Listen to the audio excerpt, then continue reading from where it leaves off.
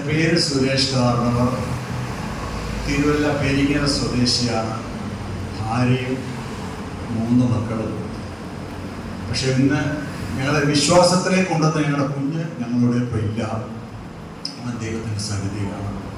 സ്വന്തം എൻ്റെ അനുഭവം, ഞാൻ ബ്രാഹ്മണന് കഴിഞ്ഞാൽ അടുത്ത സ്ഥാനമൊക്കെ ഉള്ളൊരു ഹിന്ദു കുടുംബത്തിൽപ്പെട്ടതാണ്. മസ്കറ്റിൽ വെച്ചാണ് ദൈവം ഞങ്ങളെ വിളിച്ചു വേർതിരിക്കുന്നത്. 2008 എൻ്റെ കുടുംബം വിശ്വാസത്തിലേക്ക് വന്നു. എന്നാൽ ഞാൻ വന്നത് 2009. അതിനുശേഷം ഞങ്ങളുടെ ജീവിതത്തിൽ ഒരുപാട് ബുദ്ധിമുട്ടുകളും പ്രയാസങ്ങളും ഒക്കെ വന്ന് കടന്നുപോയി. എന്നാൽ 2014 എൻ്റെ ജീവിതത്തിലുണ്ടായ ഒരു സംഭവം, അന്ന് അവിടെ നിന്ന് ദൈവം വിടിവിച്ച ഒരു സാക്ഷ്യം മാത്രമേ ഞാൻ പറയുന്നുള്ളൂ. എന്നെ ഏറ്റവും സ്നേഹിക്കുന്ന, എന്നെ എൻ്റെ കുടുംബത്തെ ഏറ്റവും സ്നേഹിക്കുന്ന, ഞങ്ങൾ സ്നേഹിക്കുന്ന നിങ്ങളുടെ ദേവദാസനാണ് ആ സമയത്ത് അവിടുത്തെ ഭാഷമായിട്ടിരുന്ന മസ്കറ്റ് OPയിലെ അദ്ദേഹം അന്ന് അവിടെ ഒരു പ്രവചനം നടത്തിയിരുന്നു. ഈ സഭയിൽ 2 പേര്, അതായത് മസ്കറ്റ് ഒമാൻ പെന്തക്കോസ് അസംബ്ലി, ഈ സഭയിലെ 2 പേര് മരണ തുല്യരാകും എന്ന് അദ്ദേഹം പറഞ്ഞിരുന്നു. അത് അക്ഷരം പ്രതി അതുപോലെ ശ്രമിച്ചു. ഞാനും വേറൊരു സഹോദരനും മരണത്തെ മുഖാമുഖം കണ്ടു.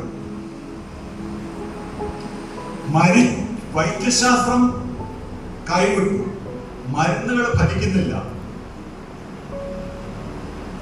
വെന്റിലേറ്ററിൽ ജീവന് വേണ്ടി കൊതിച്ചുകൊണ്ടിരിക്കുന്നു. ഡോക്ടർമാർ പറഞ്ഞു ഒരു ചാൻസും ഇല്ല. ഞങ്ങള് കുടുംബമായിട്ട് മസ്കറ്റിലായിരുന്നു. അങ്ങനെ OPയിലേക്ക് വന്നത്. അപ്പം ഡോക്ടർമാർ പറഞ്ഞു ഒരു ചാൻസും ഇല്ല. അറിയിക്കുന്നവരൊക്കെ അറിയിച്ചു. ഫാമിലിയെ വീട്ടിലായിരുന്നു, മസ്കറ്റിലായിരുന്നു, എൻ്റെ വീട്ടിലായിരുന്ന ഫാമിലിയെ കൊണ്ടുവന്നു. എല്ലാവരും മരിച്ചു. മരണം ഡിക്ലെയർ ചെയ്തു. ദേവദാസിനോട് ഞങ്ങളെ ഒരു സഹോദരൻ വിളിച്ചു പറഞ്ഞു, സുരേഷ് മഹാദേവ് മരിച്ചുകൊണ്ടിരിക്കുകയാണ്. അപ്പം അദ്ദേഹം ഇന്ന് തിപ്പില് പേഴ്സണലായിട്ട് അവിടെ നിന്ന് ദൈവത്തോട് കരഞ്ഞു പ്രാർത്ഥിച്ചു. ഒരു സഭ മുഴുവൻ കൈകോർത്ത് പിടിച്ച് പ്രാർത്ഥിച്ച് മേടിച്ചു തന്നൊരു ജന്മമാണ്. വിളിച്ചു വേർതിരിച്ചത് ഇപ്പൊ വഴിയിൽ ഇറക്കി വിടത്തില്ല. സ്വതന്ത്രം 2014 ഞങ്ങളുടെ വർഷം മുമ്പ് ഞങ്ങളുടെ സ്കൂൾ അടയ്ക്കുമ്പോൾ നാട്ടി വരും, തിരിച്ചു വരും. 2014 ഞാൻ ഞങ്ങൾ പോയിട്ട് വരുമ്പോൾ തൊട്ട് എനിക്കൊരു ചെറിയ കോൺസ്റ്റിപ്പേഷൻ പോലെ വന്നു. നമ്മൾ മസ്കറ്റിലെ സംബന്ധിച്ച് പറയുകയാണെങ്കിൽ ഗവൺമെന്റ് ഹോസ്പിറ്റലൊന്നും നമുക്ക് അലോഡല്ല, ഇല്ലെങ്കിൽ അധികം ഭയങ്കര റെക്കമെൻഡേഷനും കാര്യങ്ങളൊക്കെ സീരിയസ് ആയിട്ടുള്ള എടുക്കും. ഇങ്ങനെ ചെറിയ മരുന്നും കാര്യങ്ങളും ഒക്കെ ആയിട്ട് ഇങ്ങനെ പോയി കഴിഞ്ഞു. പക്ഷെ 2014 നവംബർ 16 രാത്രി ആയപ്പോൾ ഞാൻ വീണുപോയി. അങ്ങനെ എൻ്റെ ഭാര്യ പെട്ടെന്ന് ഡ്രൈവറെ വിളിച്ചു. പുള്ളിക്കാരൻ എന്നെ ഹോസ്പിറ്റലിലേക്ക്, അവിടുത്തെ ഏറ്റവും വലിയ പ്രൈവറ്റ് ഹോസ്പിറ്റലിലേക്ക് കൊണ്ടുപോയി. അവരെന്നെ ചെക്ക് ചെയ്തപ്പോൾ പറഞ്ഞു, സ്കാൻ ചെയ്തപ്പോൾ പറഞ്ഞു വൻകുടലിന് താഴെ ഒരു മുഴയുണ്ട്, അത് ഓപ്പറേഷൻ ചെയ്യണമെന്ന്. കീ ഹോൾ സർജറി ചെയ്യാമെന്ന് പറഞ്ഞ് എൻ്റെ ഗ്യാസ്ട്രോളജിസ്റ്റ് സർജന് കൈമാറി. അവർ 3-4 ദിവസം എന്നെ അവിടെ ഇട്ട് നിന്ന് ചെയ്യാൻ, നാളെ ചെയ്യാമെന്ന്. 2018 അന്ന് രാവിലെ അവരെന്നെ അവരുടെ മെയിൻ ഹോസ്പിറ്റലിലേക്ക് വിട്ടിട്ട് സ്കാൻ ചെയ്തിട്ട് തിരിച്ചു വരുമ്പോഴാണ് എൻ്റെ ജീവിതത്തിലെ ആ അനിഷ്ട സംഭവം ഉണ്ടായത്. പക്ഷെ ഞാൻ അറിയുന്നില്ല, അത് ഫാസ്റ്റിംഗ് ആയിരുന്നു. എൻ്റെ ഇവിടെ വന്നു, ഞങ്ങൾ ഹോസ്പിറ്റലിൽ വന്നപ്പം അവിടെ വന്ന് വൈകുന്നേരമായപ്പോൾ എൻ്റെ സ്ഥിതി കണ്ടിട്ട് അവരെല്ലാം കൂടെ പ്രാർത്ഥിച്ചിട്ട് ഇച്ചിരി വെള്ളം കുടിക്കാൻ പറഞ്ഞു. ഞാൻ വെള്ളം കുടിച്ചതേ ഉള്ളൂ.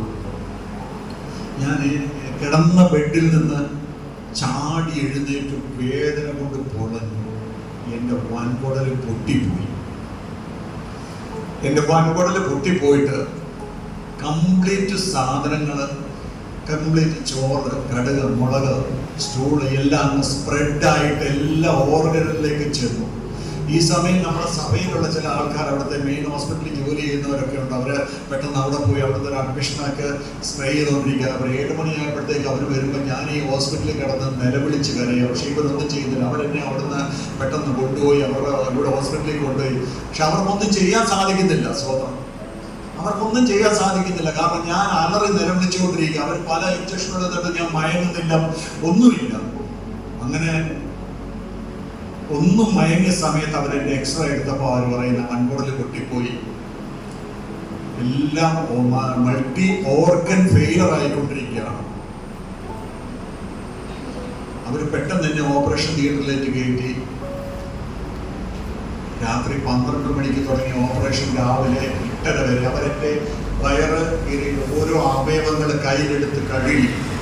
8:30 തീർന്നില്ല. അവര് എന്നെ സ്റ്റിച്ച് ചെയ്യാതെ ICUവിലേക്ക് മാറ്റി. ഈ സമയത്തൊന്നും എനിക്ക് ബോധമൊന്നോ കാര്യങ്ങളൊന്നുമില്ല. ICUവിലേക്ക് മാറ്റി. ICU സ്റ്റിച്ച് ചെയ്യാത്ത കാര്യം എന്താ, ഏതെങ്കിലും ഒരു കടുവോ ഏതെങ്കിലും ഒരു ശരീരത്തിന്റെ എവിടെങ്കിലും ഉണ്ടെങ്കിൽ, അതായത് 52 കുത്തിക്കെട്ട് അകത്ത് 52 അതുപോലെ തന്നെ പുറത്തും അതുപോലെ ഒരു സ്റ്റിച്ചിങ് ആയിരുന്നു. കാരണം അവർക്ക് കൈ എടുത്ത് നമ്മുടെ അവയവങ്ങൾ എടുത്തിട്ട് കഴുകുക, ആ ഒരു രീതിയിലുള്ള ഒരു ഇതായിരുന്നു. അവസാനം അവരെന്നെ സ്റ്റിച്ച് ചെയ്യാതെ മാറ്റിയതിന്റെ കാരണം അവിടെ എന്തെങ്കിലും ഒരു സാധനങ്ങൾ ഉണ്ടെങ്കിൽ അത് പിന്നെ അത് ഈ സ്റ്റിച്ച് ഓപ്പൺ ചെയ്യണമല്ലോ. അങ്ങനെ അത് ബന്ധവസാക്കി അവരെ ഇൻഫെക്ഷൻ അടിക്കാത്ത രീതിയിൽ ICUവിലേക്ക് വിട്ടു. ഡോക്ടർ പറഞ്ഞു കുഴപ്പമൊന്നുമില്ല, പിന്നെ നമുക്ക് ഇൻഫെക്ഷൻ ഒന്നാമതില്ല, നാളെ പറ്റുമോ 2 ദിവസം സ്റ്റിച്ച് ചെയ്തെടുക്കാൻ കുഴപ്പമില്ല, ഒരു 4 ദിവസം കഴിയുമ്പോഴത്തേക്ക് നിങ്ങൾ ഡിസ്ചാർജ് ചെയ്യാം. അപ്പോൾ ഈ ഓപ്പറേഷൻ ചെയ്തതിന്റെ പൊട്ടിയ കോടതിയിൽ 65 സെന്റിമീറ്റർ ഇവര് കണ്ടിച്ചു വിട്ടു. സ്വന്തം നിലവിലാണ്. ഞാൻ തികച്ചും അബോധാവസ്ഥയിലാണ്. 4 ദിവസം കഴിഞ്ഞ് 5 ദിവസം ഡിസ്ചാർജ് ചെയ്ത് 6 മാസം കഴിഞ്ഞ് പിന്നെ നമുക്കിത് വീണ്ടും റീജോയിൻ ചെയ്യാമെന്ന് പറഞ്ഞു.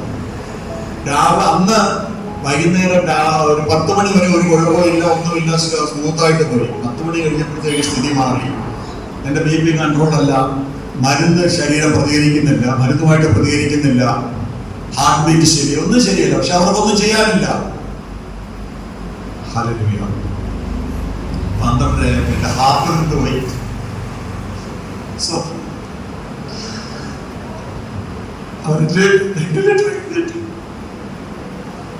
അവരുടെ വെന്റിലേറ്റർ കയറ്റി. അവർക്ക് ചെയ്യാവുന്നതൊക്കെ ചെയ്തു. അവരൊന്നും ചെയ്യാനില്ല. അവർക്കൊന്നും ചെയ്യാനില്ല. ബാക്കി ചെയ്യാവുന്നതെല്ലാം അവർ ചെയ്തു. വൈദ്യശാസ്ത്രത്തിലെ ഡോക്ടർമാർക്കൊക്കെ ചെയ്യാവുന്ന ചെയ്തു. ഇനി ദൈവത്തിന്റെ കയ്യില്. അപ്പൊ എന്റെ ഭാര്യ, കമ്പനിക്കാരുണ്ട്, സഭക്കാരുണ്ട്, അവരെല്ലാവരും വന്നു. എൻ്റെ ഭാര്യ ഡോക്ടർ പിന്നെ ക്യാബിനിലേക്ക് വിളിച്ചിട്ട് പറഞ്ഞു, ഞങ്ങൾക്ക് ചെയ്യാനുള്ളതൊക്കെ ഞങ്ങൾ ചെയ്തു. ഇനി പുള്ളി പറഞ്ഞൊരു വാചകമുണ്ട്, നിങ്ങൾ ആരാണെന്ന്, മലയാളി ഡോക്ടറാണ്, നിങ്ങൾ ആരാണെന്നോ എന്താണെന്നോ ഒന്നും ഞങ്ങൾക്ക് അറിയില്ല, നിങ്ങൾ വിളിക്കുന്ന ദൈവത്തോട് പ്രാർത്ഥിച്ചോ. സ്വതന്ത്രം. ദൈവം പ്രാർത്ഥന കേട്ടു. ദൈവ പ്രാർത്ഥന കേട്ടു. ഞാൻ വെന്റിലേറ്ററിൽ കിടന്നു. എന്റെ ഹാർട്ട് പരിപൂർണമായിട്ട് ഒരു വെന്റിലേറ്ററിന്റെ സഹായത്തിന് ഒരു മനുഷ്യർക്ക് ഒരു ബോഡി അവിടെ മാത്രം. അങ്ങനെ ഇരിക്കുമ്പോൾ 2:30 എന്റെ കിഡ്നിയും കൊണ്ടു. അവർക്കൊന്നും ചെയ്യാനില്ല. കിഡ്നി നിന്ന് കഴിഞ്ഞപ്പോഴത്തേക്ക് എന്റെ ശരീരത്തിൽ സെല്ലിങ് ആകാൻ തുടങ്ങി ക്രമാതീതമായിട്ട്. 13 ദിവസം ഒരേ കിടന്ന് പ്രാർത്ഥന, ഉപവാസ പ്രാർത്ഥന, കഴിവുറച്ചുള്ള പ്രാർത്ഥന. നമുക്കവിടെ അവിടെ നിന്ന് പബ്ലിക്കായിട്ട് പ്രാർത്ഥിക്കാൻ പറ്റത്തില്ല. വണ്ടിക്കകത്ത് ഇറങ്ങി എന്നുള്ള പ്രാർത്ഥന. ദൈവങ്ങളെ 13 ദിവസം കിടന്നിട്ട് എന്റെ ശരീരത്തിന്റെ ഹാർട്ട് എനിക്ക് എന്റെ ഹാർട്ട് നിന്ന് കഴിയുമ്പോൾ അവർ 2 ഷോക്ക് എനിക്ക് തന്നു. ഇല്ല, നടന്നില്ല. അപ്പോഴാണ് അവർ ഡിക്ലെയർ ചെയ്ത് പറയുന്നത് മരിച്ചു എന്നുള്ളത്. മരിച്ചു, 99% മരിച്ചു. ഇവിടെ ഗ്രൂപ്പ് ഓഫ് ഡോക്ടർമാരാണ്. അതിലൊരു ഡോക്ടർ വന്ന് പൾസ് പിടിച്ചിട്ട് നോക്കിയപ്പോൾ ചെറുതായിട്ട് പൾസ്. അവർ ഒരു ഷോക്ക് കൂടെ തന്നപ്പോൾ എന്റെ ഹാർട്ട് ഒന്ന് അനങ്ങാൻ തുടങ്ങി. പക്ഷെ അവർക്ക് ഒരു ഗ്യാരണ്ടി ഇല്ല. മരിച്ചു. സ്വതന്ത്രം മരിച്ചു 99%. അതിലൂടെയാണ് ഈ കിഡ്നി കൂടെ നിന്നു പോകുന്നത്. ആ കിടപ്പ് ഞാൻ 13 ദിവസം കിടന്നു. എന്റെ ശരീരം ക്രമാതീതമായിട്ട് നീര് വന്ന് വീർത്തു. 13ാമത്തെ ദിവസമാണ് അവർ ഹോസ്പിറ്റലിൽ ഡോക്ടർമാർ വന്നിട്ട് പറഞ്ഞു, ഇനി ഞങ്ങൾക്ക് ഇട്ടേക്കാൻ പറ്റത്തില്ല, ഞങ്ങളുടെ ജോലിയെ ബാധിക്കുന്നതാണ് സ്വന്തം, അതുകൊണ്ട് ഞങ്ങൾ നാളെ വെന്റിലേറ്റർ എടുക്കും. പിന്നെ അദ്ദേഹം ഒരു 3-4 മണിക്കൂർ ജീവിതം അത്രയേ ഉള്ളൂ. എന്നെ കൊണ്ടുപോകാനായിട്ട് പിശാച് വെന്റിലേറ്ററിന്റെ വാർത്ത വന്നിട്ടുണ്ട്. പ്രാർത്ഥന, മരുന്നിനേക്കാളും മന്ത്രത്തെക്കാളും ഒക്കെ പ്രതിഫലിക്കുന്ന പ്രാർത്ഥന, ദൈവത്തിന്റെ കരുതൽ, ഒരു സഭയുടെ വിശിഷ്ട ദൈവദാസന്റെ കുടുംബത്തിന്റെയും പേര് ഒരുമിച്ചിരുന്നൊരു പ്രാർത്ഥന, അത് പ്രവർത്തിച്ചത് 13 ഡോക്ടർമാർ പറഞ്ഞ അന്ന് രാത്രിയിലാണ്. ഡോക്ടർമാർ വൈകിട്ട് റൗണ്ട്സിന് വന്നിട്ട് പറഞ്ഞിട്ട് പോകുമ്പോഴാണ് ഈ സംഭവം. വൈകിട്ട് എന്റെ കൈകാലുകളൊക്കെ അനങ്ങി. സ്വന്തം എന്റെ കൈകാലുകളൊക്കെ അനങ്ങി. പക്ഷെ എനിക്ക് പൊക്കാനോ എടുക്കാനോ ഒന്നും പറ്റുന്നില്ല. അവർക്കത് ഭയങ്കര ആഗ്രഹം. എന്റെ കിഡ്നി വർക്ക് ചെയ്യില്ല, ജീവിതകാലം മുഴുവൻ ഡയാലിസിസിലൂടെ ജീവിക്കത്തുള്ളൂ. അഥവാ ഈ സഹോദരൻ ജീവിതത്തിലേക്ക് തിരിച്ചു വന്നാൽ, ഹാർട്ട് നേരെയായി സഹോദരൻ ജീവിതത്തിലേക്ക് തിരിച്ചു വന്നാൽ കിഡ്നി ഒരിക്കലും വർക്ക് ചെയ്യില്ല, ജീവിതകാലം മുഴുവൻ ഡയാലിസിസിലൂടെ ജീവിക്കത്തുള്ളൂ എന്ന് എന്റെ മാരിയോട് എന്റെ ഡോക്ടർ പറഞ്ഞു. പക്ഷെങ്കിൽ ദൈവമക്കളെ, വിളിച്ചവൻ വിശ്വസ്തൻ, കൈവിടത്തില്ല. ജാതികളിൽ നിന്നും വംശങ്ങളുടെ നിന്നും വിഗ്രഹാരാധനയിൽ നിന്നും വിളിച്ചു വേർതിരിച്ചപ്പോൾ ആ ദൈവം കൈവിട്ടില്ല. എന്റെ ഹാർട്ട് വർക്ക് ചെയ്യാൻ തുടങ്ങിയത് എന്റെ കിഡ്നിയിൽ നിന്ന് ഓരോ തുള്ളി യൂറിൻ പോകാൻ തുടങ്ങി. പിറ്റേ ദിവസം രാവിലെ ഞാൻ കണ്ണു തുറന്നു. സ്വതന്ത്രം പിറ്റേ ദിവസം രാവിലെ ഞാൻ കണ്ണു തുറന്നു. പക്ഷെ എനിക്ക് ആരെയും തിരിച്ചറിയാൻ പറ്റുന്നില്ല. 13 ദിവസം വെന്റിലേറ്ററിൽ കിടന്ന ശരീരം ക്രമാതീതമായിട്ട് വണ്ണം വെച്ച് നീരടിച്ചിരിക്കുകയാണ്. കണ്ണു തുറന്നിട്ട് എനിക്ക് ആരെയും തിരിച്ചറിയാൻ പറ്റും. അപ്പൊ ഡോക്ടർമാർ പറഞ്ഞു, പേടിക്കണം, ഹാർട്ടും എന്ന് നേരെ ആകട്ടെ, അതായത് നമുക്കൊരു MRI ചെയ്യാം, ചിലപ്പോൾ പെട്ടെന്ന് ഈ ഷോക്ക് ഉണ്ടായിട്ട് ബ്രെയിൻ എന്തെങ്കിലും സംഭവിച്ചു. പക്ഷെ ഒന്നും സമയത്തില്ല. ഉച്ചയായിട്ട് ഞാൻ കണ്ണു തുറന്ന് ആൾക്കാരെ തിരിച്ചറിയാൻ തുടങ്ങി. സ്വതന്ത്രം ഞാൻ ആൾക്കാരെ തിരിച്ചറിയാൻ തുടങ്ങി. വീണ്ടും ഒരു 5-6 ദിവസം കഴിഞ്ഞ് അവരെന്നെ ഓരോ മിഷൻ ഡിസ്കണക്ട് ചെയ്തിട്ട് എന്നെ ICUലേക്ക് മാറ്റി. വീണ്ടും ഒരു 15 ദിവസം ഞാനപ്പോഴെൻ്റെ കിഡ്നി വർക്ക് ചെയ്യാൻ തുടങ്ങിയപ്പോൾ ശരീരങ്ങളും മാറി, ശരീരത്തിൻ്റെ അവസ്ഥകളൊക്കെ മാറി വരുന്നു. പക്ഷെ അപ്പോൾ ഡോക്ടർ പറഞ്ഞൊരു കാര്യമുണ്ട്, സ്വതന്ത്രം 10 മാസത്തേക്കെങ്കിലും ചുരുങ്ങിയത് ആള് ബെഡിൽ നിന്ന് എഴുന്നേൽക്കത്തില്ല. മൾട്ടി ഓർഗൻ ഫെയിലർ ആയതാണ്. ഒരു കുഞ്ഞിന്റെ പ്രസവിച്ചിട്ട് ഒരു കുഞ്ഞിന്റെ ഓർഗനുകൾ വളർന്നു വരുന്ന പോലെ ഇനി വരണം, അതിന് സമയമെടുക്കും. പക്ഷേ ദൈവമക്കളെ, വചനത്തെ പറഞ്ഞിട്ടുണ്ട്, വിശ്വസിച്ച് പ്രാർത്ഥിച്ചാൽ എന്റെ മഹത്വം കാണും. ഒരു സഭ മുഴുവൻ പ്രാർത്ഥിക്കുന്നു, ഒരു സഭ മുഴുവൻ ഒരുമിച്ചിരുന്ന് പ്രാർത്ഥിക്കുന്നു. ദൈവത്തിന് പ്രവർത്തിക്കാൻ കഴിയുമോ?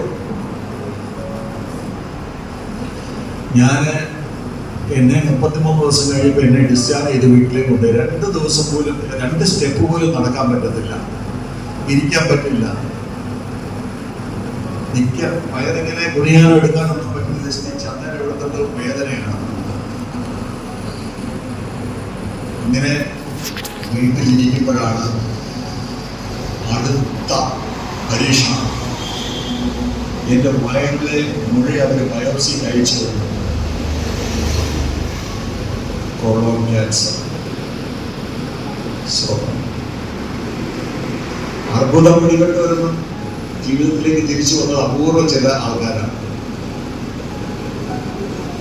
കൊളോൺ ക്യാൻസർ, അത് ക്യാൻസർ ആരംഭത്തിൽ കണ്ടുപിടിക്കാൻ വളരെ ബുദ്ധിമുട്ടാണ്. 2nd, 3rd സ്റ്റേജിലൊക്കെ കണ്ടുപിടിക്കാൻ പറ്റുള്ളൂ. എൻ്റെ ആരംഭത്തിൽ കീമോ ചെയ്യണം, നാട്ടിലേക്ക് പോകാൻ പറ്റത്തില്ല. ഒരു കീമോയ്ക്ക് 1 ലക്ഷത്തിന് മേളിലാണ്. 10 മാസം കഴിഞ്ഞ് ഞാൻ കിടക്കയിൽ നിന്ന് എഴുന്നേൽക്കട്ടെന്ന് പറഞ്ഞ് എന്റെ ദൈവം 3-ാമത്തെ മാസം എന്നെ എഴുന്നേൽപ്പിച്ച് നടത്തി. ഹല്ലേലൂയ. 3-ാമത്തെ മാസം എന്നെ ജീവിതത്തിലേക്ക് തിരിച്ചു കൊണ്ടുവന്നു. ഞാൻ കീമോ സ്റ്റാർട്ട് ചെയ്തു. 12 കീമോ സ്റ്റാർട്ട് ചെയ്യണമെന്ന് പറഞ്ഞു. അവരെന്റെ ഇവിടെ ഓപ്പറേഷൻ ചെയ്തൊരു വിഷയം വെച്ചു. 2 ആഴ്ച കൂടുമ്പോൾ ഓരോ കീമോയാണ്. ഈ കീമോ എടുക്കാനും എല്ലാം ഞാൻ പോകുന്നത് എന്റെ ദൈവം വൈദ്യശാസ്ത്രം പറഞ്ഞ് 10 മാസം അല്ലെങ്കിൽ 3 മാസമായപ്പോ ഞാൻ എഴുന്നേറ്റ് വണ്ടി ഓടിക്കാൻ തുടങ്ങി.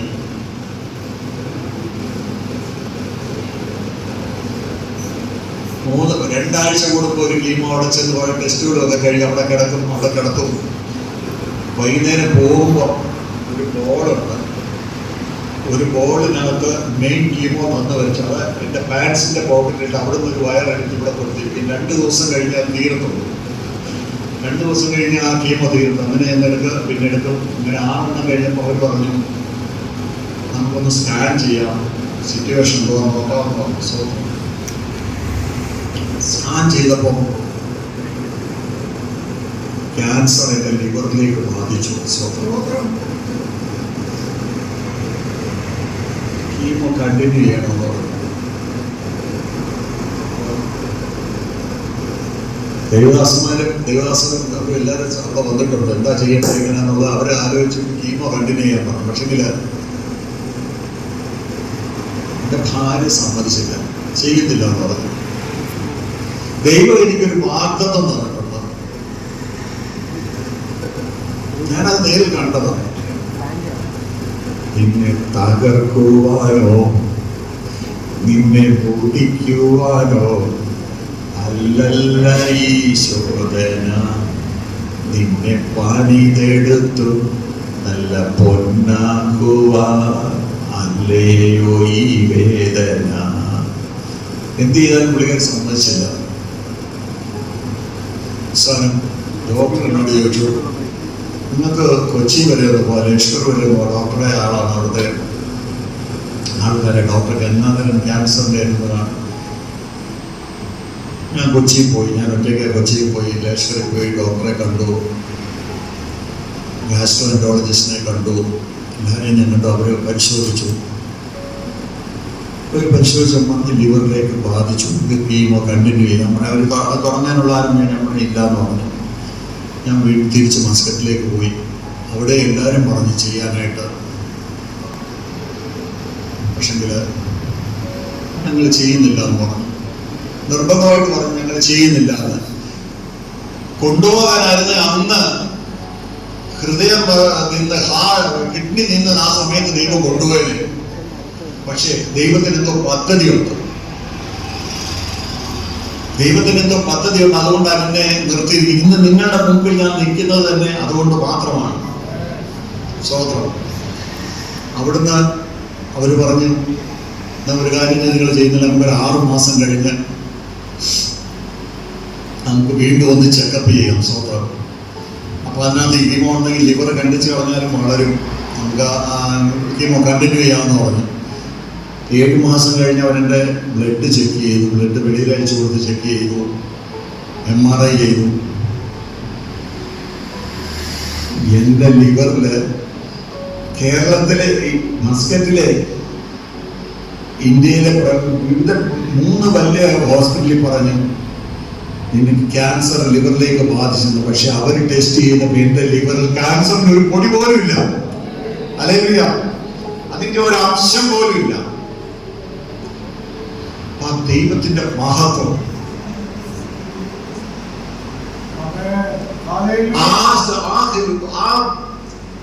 അതിനുശേഷം കുടലുകെട്ട് ചെയ്തിരിക്കുന്ന ബാഗ്, സ്റ്റിൽ ബാഗ് ഉണ്ട്, ബാഗ് വെച്ചിരിക്കുകയാണ്. ആ ബാഗ് കൊണ്ടാണ് ഞാൻ ഇത്രയും നാളും ജീവിക്കുന്നത്. എന്റെ ദൈവം നടത്തുന്നു. ആ നടത്തുന്ന വഴികൾ ഓർത്താൽ, നടത്തുന്ന വിധങ്ങൾ ഓർത്താൽ ആ ദൈവത്തെ എത്ര സ്തുതിച്ചാലും മതിയാകത്തില്ല. 1 പത്രോസ് 5:6-7 പറഞ്ഞു, ഞാൻ നിന്നെ കണ്ടിരിക്കാൻ നിന്റെ വ്യാകുലങ്ങൾ എന്റെ മേൽ ഇട്ടു കൊടുത്തു. ഞാൻ ദൈവത്തിനോട് പറഞ്ഞു, നീ ഞങ്ങളെ വിളിച്ച് വേർതിരിച്ചതാണ്. ഇതിനായിരുന്നു കുടുംബക്കാരെല്ലാരും പോയി. അവരൊന്നും നമ്മളെ ഒരു കാര്യത്തിൽ നമ്മളെ എല്ലാവരും ഒരു കാര്യത്തിൽ ഞങ്ങളെ അടുപ്പിക്കത്തില്ല, എടുപ്പത്തില്ല. ഞങ്ങളുടെ വിശ്വാസത്തിലേക്ക് പോയി. നീ കൈകൊട്ടാൻ പാടാൻ പോയി. എന്തിന്? എന്തുണ്ടായി? നിന്റെ കുഞ്ഞിനെ നിനക്ക് രക്ഷിക്കാൻ സാധിച്ചോ? ഇല്ല. നിനക്ക് ഗതികേട് വന്നില്ല, ഇനി തിരിച്ചു വരാം. അപ്പോൾ ഞങ്ങൾ ഒരുമിച്ച് പറഞ്ഞൊരു വാചകമുണ്ട്, വെച്ച കാര്യം മുമ്പോട്ട് പുറമോട്ട് എടുക്കത്തില്ല. അത് തളർത്താനാണെങ്കിലും നശിപ്പിക്കാനാണെങ്കിലും. പക്ഷെ ആ ദൈവം, പ്രിയ ദൈവമക്കളെ, അപ്പന്റെ സ്നേഹം അത്രയ്ക്ക് വലുതാണ്. പ്രാർത്ഥന മരുന്നിനേക്കാളും മന്ത്രത്തെക്കാളും ഒക്കെ ഫലിക്കുന്ന ആ പ്രാർത്ഥന ഒന്നുകൊണ്ട് മാത്രമാണ് ഞാനിന്ന് നിങ്ങളുടെ മുമ്പിൽ ഒരു രണ്ടാം ജന്മമായിട്ട് നിൽക്കുന്നത്.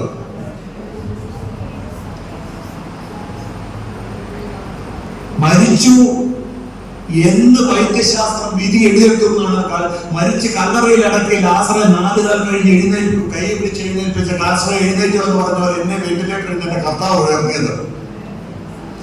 ആ ദൈവത്തെ എത്ര സ്തുതിച്ചാലും മതിയാവില്ല. മക്കളെ, നമ്മൾ ദൈവത്തിന്റെ മുമ്പിൽ വെച്ച് പല കാര്യങ്ങൾ പ്രാർത്ഥിക്കും. പക്ഷെ ഇന്ന് ഉടനെ ഒരു മറുപടി കിട്ടണമെന്നില്ല. പക്ഷെ മറുപടി സുനിശ്ചയം കിട്ടും.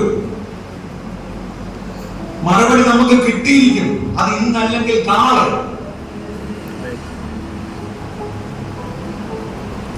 പ്രാർത്ഥനയാലും വിശ്വാസത്താലും സ്വോത്രത്തോടു കൂടി എന്ത് ചോദിച്ചാലും തരുന്നൊരു ദൈവമാണ് നമ്മുടെ. വിളിച്ചു വേർതിരിച്ചിട്ട് ആ ദൈവം എന്നെ പകുതി വഴിക്ക് ഇറക്കി വിട്ടില്ല. ആ ദൈവം എന്നെ ഇന്ന് നിങ്ങളുടെ ഈ മുമ്പിൽ വരെ കൊണ്ട് നിർത്തിയിരിക്കുന്നത് സ്വോത്രം. ഹല്ലേലൂയ. ആ ദൈവത്തിന്റെ മഹത്വം. ഞാന് തലപടി ബാബു, ഒരു വശങ്ങൾ കേട്ടിരിക്കുന്ന തലപടി ബാബു പാസ്റ്ററുടെ ഓർലാൻഡ് സഭയിലെ അംഗമാണ് അദ്ദേഹം. ഇങ്ങനെ സുവിശേഷമാണ്, പല സ്ഥലങ്ങളിൽ പോകുന്ന ആള്. അവിടെ പോകുന്നതൊക്കെ എന്നെ കൊണ്ടുപോകുന്നുണ്ട്. എനിക്ക് അവിടെ സാക്ഷ്യം പറയാനുള്ള അവസരം കിട്ടുന്നുണ്ട്. അത് എന്റെ ജീവിതത്തിൽ എനിക്കൊരു വലിയ ഗുണം. നാളെ ദൈവം എന്നോട് ചോദിക്കും, ഞാൻ നിന്നെ വിളിച്ചു വേർതിരിച്ചിട്ട് പഞ്ചരത്തിൽ പറയുന്ന രാജ്യത്തിന്റെ അറ്റത്തോളം ചെന്ന് സാക്ഷ്യം പറയാൻ എന്നെ വിളിച്ച് വേർതിരിച്ച് മാത്രം ദൈവം നീ എനിക്ക് വേണ്ടി എന്ത് ചെയ്തു എന്ന് ചോദിച്ചാൽ ഇന്ന് എനിക്ക് ധൈര്യമായിട്ട് പറയാൻ, ഞാൻ അങ്ങ് എനിക്ക് തന്ന വിടുതലിന്റെ മഹത്വം, മരിച്ചു എന്ന് വൈദ്യശാസ്ത്രവും ഡോക്ടർമാരും വിധി എഴുതിയെടുത്തുന്ന കൈപിടിച്ച് ഉയർത്തിക്കൊണ്ടുവന്ന് ഇന്ന് നിങ്ങളുടെ മുമ്പിൽ നിർത്തിയിരിക്കുന്ന ആ ദൈവത്തിന്റെ മഹത്വം നിങ്ങളുടെ മുമ്പിൽ പറയുവാണെങ്കിൽ ഒന്ന് മനസ്സിലാക്കിക്കോ, ആ ദൈവത്തിന്റെ ശക്തി എന്താണ്, ആ വചനത്തിന്റെ ശക്തി എന്താണെന്ന് നിങ്ങൾ മനസ്സിലാക്കണം. ഒരുപക്ഷെ പലരും ജീവിതത്തിൽ ചിന്തിക്കാണ്, ഞാൻ പ്രാർത്ഥിക്കുന്നുണ്ട്, എനിക്ക് എന്റെ ബുദ്ധിമുട്ടുകൾ മാറുന്നില്ല, തൊട്ടടുത്തുള്ളവർക്ക് ബുദ്ധിമുട്ട് ദൈവം മാറി കോരി കൊടുക്കുന്നു. പക്ഷെ ഇന്നല്ലെങ്കിൽ നാളെ ആ ദൈവം നിങ്ങളുടെ കണ്ണുനീര് കാണും, ഉറപ്പ്. മടുത്തു പോകരുത്, തളർന്നു പോകരുത്, വീണു പോകരുത്. പിശാചിന്റെ പ്രവർത്തികൾ പലതും വരും. അതിൽ നമ്മൾ ജയിക്കണം പ്രാർത്ഥനയോടുകൂടി. ഞാനീ പറഞ്ഞതെല്ലാം ദേവദാസ സാക്ഷിയാണ്, കുടുംബ സാക്ഷിയാണ്. സഭയിൽ വിളിച്ചു പറഞ്ഞതാണ്, ഇവിടെ സുരേഷ് ബ്രദറിന്റെ ജീവൻ പൊക്കൊണ്ടിരിക്കുകയാണ്. പക്ഷെ അവിടെ നിന്നും ആ ദൈവം ഒരു മഹത്വം, ആ ദൈവം ഒരു മഹത്വം കാണിക്കണമെങ്കിൽ ദൈവമക്കളെ, നമ്മുടെ ദൈവത്തിന്റെ മഹത്വം നിങ്ങൾ ഒരിക്കലും കൈവിട്ട് കളയരുത്. ഇന്നല്ലെങ്കിൽ നാളെ നിങ്ങൾ പ്രാർത്ഥിക്കുന്ന വിഷയത്തിന് ദൈവം നിങ്ങൾക്ക് വിടുതൽ തരും. എന്നെ ഒരു അന്യജാതിന്ന് വിളിച്ചു വേർതിരിച്ചോണ്ട് വന്ന ദൈവമാണ്. ആ ഇന്ന് ഞാൻ നടത്തുന്നെങ്കിൽ ആ ദൈവം കാരണമാണ്. ഞാൻ നിന്നതല്ല, എന്നെ നിർത്തിയതാണ്. സ്വോത്രം. ശോധനകൾ പലതും ജീവിതത്തിലൂടെ കടന്നുപോയി. ഞങ്ങളെ വിശ്വാസത്തിലേക്ക് കൊണ്ടുവന്ന എന്റെ മകനെ, അവന്റെ ജോലി, അവൻ അമ്മയുടെ ഉദരത്തിൽ രൂപം കൊള്ളുമ്പോഴേ ദൈവം അവനൊരു ജോലി അവനെ ഏൽപ്പിച്ചിരിക്കും, ഞങ്ങളെ വിശ്വാസത്തിലേക്ക് കൊണ്ടുവരിക. അവൻ ഞങ്ങളെ വിശ്വാസത്തിലേക്ക് കൊണ്ടുവന്ന് ഇന്ന് അവൻ ദൈവത്തിന്റെ സന്നിധിയിലാണ്. അപ്പോഴും ഒരുപാട് പ്രശ്നങ്ങൾ ഉണ്ടായി. നിങ്ങൾ കൈകൊട്ടി പാടാൻ പോയി, എന്നിട്ട് എന്തായി? നിങ്ങളുടെ കുഞ്ഞിനെ ജീവൻ രക്ഷിക്കാൻ നിങ്ങൾക്ക് കഴിഞ്ഞു? ഇല്ല, നിങ്ങൾക്ക് ഇനിയും തിരിച്ചു വരാനുള്ള സമയമുണ്ട്. പോയിട്ടില്ല. ഞാൻ ഇന്നും എന്നെ വിളിച്ചു വേർതിരിച്ച ആ ദൈവത്തിന്റെ വചനത്തിൽ ഉറച്ചു വിശ്വസിക്കുന്നു. ഇതെന്റെ മനസ്സിലുള്ള ഒരു ചിന്ത. ദേവദാസന്മാര് പുൽപ്പിറ്റിൽ നിന്ന് പറയുന്ന പോലെ അന്യഭാഷ പറഞ്ഞ് വചനം പറഞ്ഞ് ദൈവത്തെ ആരാധിച്ച് പല സഭകളിൽ പോയി ആരാധിക്കണം എന്നാണ് എൻ്റെ ആഗ്രഹം. അതിനുവേണ്ടി പ്രാർത്ഥിക്കുന്നു. അത് നടത്തും. ഇവിടെ എന്താഗ്രഹിച്ചാലും, ഞാൻ എന്താഗ്രഹിച്ചാലും എന്നോട് പട്ടക്കറക്കും. ചില പട്ടക്കറി കഴിഞ്ഞാൽ എനിക്കത് ചെയ്തു തരും. എൻ്റെ ദൈവം ചെയ്തു തരും. ഞാൻ ഒരുപാട് കാരണം ഒരു ഹ്യൂജ് എമൗണ്ട് അവിടെ തന്നെ ആയി. ഇനി എനിക്ക് ഈ ഓപ്പറേഷൻ ചെയ്യണമെന്നൊരു 5 ലക്ഷത്തിന് രൂപ മേൽ വേണം. ഇപ്പോഴും സ്ത്രീ ബാഗ് വെച്ചോണ്ടാണ് നടക്കുന്നത്. ദിവസം ഓരോ ബാഗ് വെച്ചെങ്കിലും അതും കോസ്റ്റ്ലിയാണ്. എങ്കിലും ദൈവം എന്നെ തളർത്തുന്നില്ല. ബുദ്ധിമുട്ടില്ലാതെ ദൈവം എന്നെ മുമ്പോട്ട് കൊണ്ടുപോയിക്കൊണ്ടിരിക്കുകയാണ്. സ്വതന്ത്രം. എന്റെ കാലിടാൻ എന്റെ ദൈവം ഇതുവരെ സമ്മതിച്ചിട്ടില്ല. പലർക്കും അത്ഭുതമാണ്. വണ്ടി ഓടിക്കും ചെയ്യും, വണ്ടി ഓടിക്കുമോ, വണ്ടി എടുക്കാൻ പറ്റുമോ, ആരെങ്കിലും കഴിക്കാൻ പറ്റുമോ, മുമ്പോട്ട് എങ്ങനെയാകുന്നത്. പക്ഷെ ഇന്ന് എന്നെ ദൈവം നടത്തുന്നുണ്ട്. സ്വതന്ത്രം. ഹല്ലേലൂയ. ആ ദൈവത്തിന്റെ മഹത്വം, ആ ദൈവത്തിന്റെ മഹത്വം എത്രയാണെന്നുള്ളത് നിങ്ങൾ മനസ്സിലാക്കണം.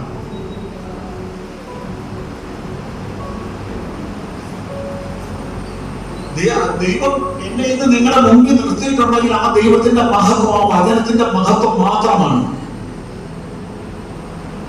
വിശ്വാസത്തിൽ വന്നത് തൊട്ട് എന്റെ ജീവിതത്തിൽ വലിയ പോരാട്ടമാണ്. ഞങ്ങളുടെ ജീവിതത്തിൽ വലിയ പോരാട്ടമാണ്. തളർത്തുമെന്ന്, നശിപ്പിക്കുമെന്ന് പിശാച് ബാധിക്കുന്നിടത്തുനിന്നൊക്കെ എന്റെ ദൈവം കൈപിടിച്ച് ഉയർത്തിക്കൊണ്ട് വരുന്നുണ്ട്. എനിക്കൊരു പരാതിയില്ല. എന്റെ ജീവിതം ഞാൻ ദൈവത്തിന് വിട്ടുകൊടുത്തു. അങ്ങയുടെ എന്റെ ഹിതമൊന്നും വേണ്ട, നിന്റെ ഹിതം മതി. എന്റെ ഹിതം ഒന്നും വേണ്ട, നിന്റെ ഹിതം മതി. ദൈവങ്ങളെ ഒന്ന് ഞാൻ പറഞ്ഞു നിർത്തുകയാണ്. ഒരുപാട് സാക്ഷ്യങ്ങളുണ്ട്. ഞാൻ 14 സാക്ഷ്യം മാത്രമേ ഞാൻ പറഞ്ഞുള്ളൂ. നിങ്ങളൊരു കാര്യം ദൈവത്തിന്റെ മുമ്പിൽ വെച്ച് പ്രാർത്ഥിക്കുകയാണെങ്കിൽ മടുത്തു പോകരുത്. നിങ്ങൾ ഏത് ജാതികളിൽ നിന്നൊന്നും ഇവിടുന്ന് വന്നെന്നുണ്ടാകും ദൈവത്തിനെ ജനത്തിൽ സ്നാനപ്പെട്ട് യേശുവിനെ രക്ഷിതാവും കർത്താവുമായി സ്വീകരിച്ച നിങ്ങൾ ദൈവത്തിന്റെ മക്കളാണ്. ആ ദൈവത്തിന് അസാധ്യമായതൊന്നുമില്ലാന്ന് ഒരിക്കൽ കൂടി തെളിയിച്ചു തന്നതാണ്. നമ്മുടെ ദൈവത്തിന് പ്രതിഫലമൊന്നും വേണ്ട.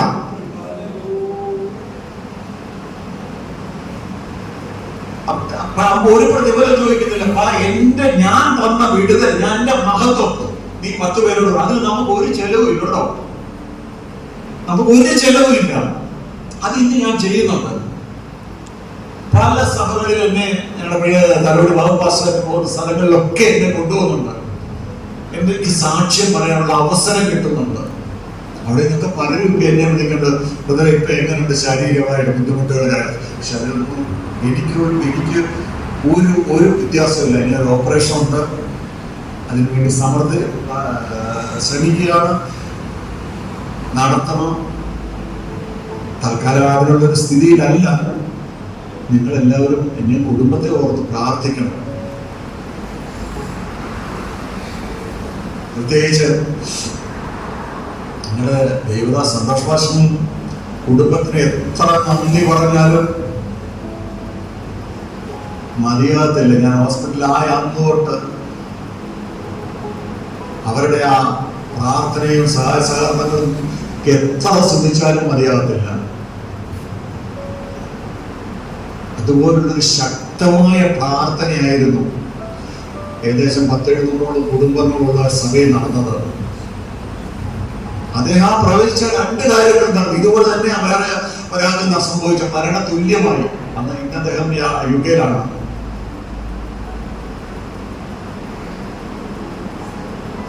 അപ്പൊ ദൈവം നമ്മളെ നടത്തുന്ന വിധങ്ങൾ ഓർത്താൽ എത്ര നമ്മൾ ശ്രദ്ധിച്ചാലും മതിയാകത്തില്ല. ആ ആ ദൈവത്തെ നമ്മൾ എത്ര സ്തുതിച്ചാലോ എത്ര നന്ദി പറഞ്ഞാലോ മതിയാകത്തില്ല. സമയപരിധി കൊണ്ട് ഞാൻ നിർത്തുകയാണ്. ഒരുപാട് അനുഭവ സാക്ഷ്യത്തിന്റെ ഉപഹാരമുള്ള ഒരാളാണ്. ആ സമയപരിധി കൊണ്ട് ഞാൻ നിർത്തുകയാണ്. വെന്റിലേറ്ററിൽ നിന്ന് മരിച്ചെന്നും പറഞ്ഞ് വിധി എഴുതി വെന്റിലേറ്ററിൽ നിന്ന് എന്നെ ലാസറെ ഉയർത്തിയ പോലെ ഉയർത്തിക്കൊണ്ടുവന്ന ആ ദൈവത്തിന്റെ ശക്തി ഒരിക്കൽ കൂടി നിങ്ങൾ എല്ലാവരും മനസ്സിലാക്കണം. ആ ദൈവം എങ്ങനെയാണ്, ആ വചനത്തിന്റെ ശക്തി എന്താണ്, മരുന്നിനേക്കാളും മന്ത്രത്തെക്കാളും പ്രതിഫലിക്കുന്ന ആ വചനത്തിന്റെ ശക്തി എന്താണ്, ആ അതൊന്നുകൊണ്ട് മാത്രമാണ് ഒരു കൂട്ടം ആൾക്കാരുടെ, ഒരു കൂട്ടം വിശ്വാസികളുടെ പ്രാർത്ഥന, അതുകൊണ്ട് മാത്രം അവരുടെ സ്നേഹം, അതുകൊണ്ട് മാത്രമാണ് ഞാൻ ഇന്ന് നിങ്ങളുടെ മുമ്പിൽ നിൽക്കുന്നത്. പ്രാർത്ഥിച്ച ദൈവത്തിന് കേൾക്കാതിരിക്കാൻ പറ്റത്തില്ല. പറ്റുമോ? ആ ദൈവം എന്നെ ഇന്ന് നിങ്ങളുടെ മുമ്പിൽ കൊണ്ട് നിർത്തിയിട്ടുണ്ടെങ്കിൽ ആ ദൈവത്തിന് എന്തോ ഒരു പദ്ധതിയുണ്ട്. ഇതേപോലെ എനിക്കിങ്ങനെ ഒരു അവസരം തന്ന ദൈവദാസനും കുടുംബത്തിനും എന്നെ കേട്ട എൻ്റെ ദൈവമക്കൾക്കും എല്ലാവർക്കും നല്ലത് വരട്ടെ എന്ന് പ്രാർത്ഥിച്ചുകൊണ്ട് എൻ്റെ തുടർന്നുള്ള ചികിത്സയ്ക്ക് മറ്റെല്ലാ കാര്യങ്ങളും നടക്കണമേ എന്ന് പറഞ്ഞ് എനിക്ക് വേണ്ടി കൂടെ പ്രാർത്ഥിക്കണം. എല്ലാവർക്കും നല്ലവർക്ക് സ്തോത്രം.